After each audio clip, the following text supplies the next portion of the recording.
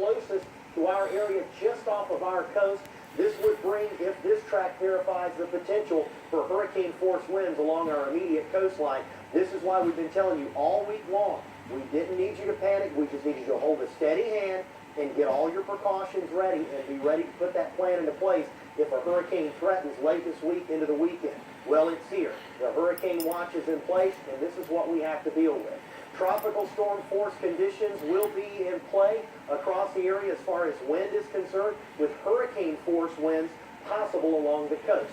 8 to 14 inches of rain likely, and flooding is going to be a problem. There will be some moderate to significant coastal flooding due to some storm surge impacts along our beaches. Upper 60s, low 70s right now. We're heading for the mid and upper 70s under a mostly cloudy sky today. Showers arrive late, and let's time those out for you after midnight.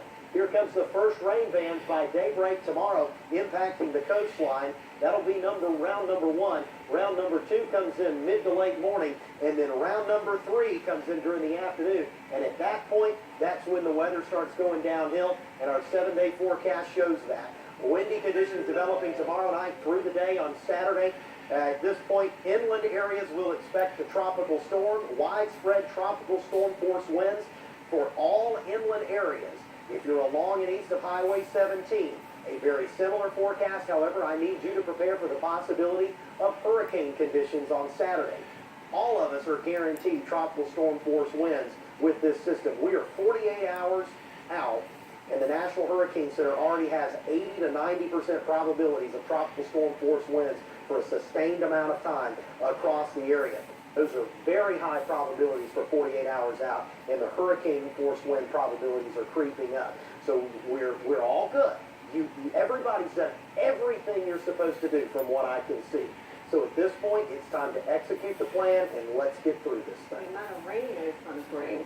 And rain is a thing that a lot of people they always think of wind and surge, but you've got to remember, for us, I actually think rain combined with the wind could be our biggest problem, because when you have that much rain falling in such a short amount of time, and remember we've had a couple of tropical storms in the past month too. There's 2 named storms already in the past 30 days.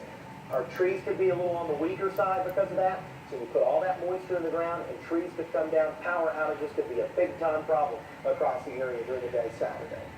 All right. All right, good deal. Okay. All right. Well, we want to check in with NBC's Sarah Rosario. She's joining us now from one of the cities, many cities in Florida under the gun today, Daytona Beach.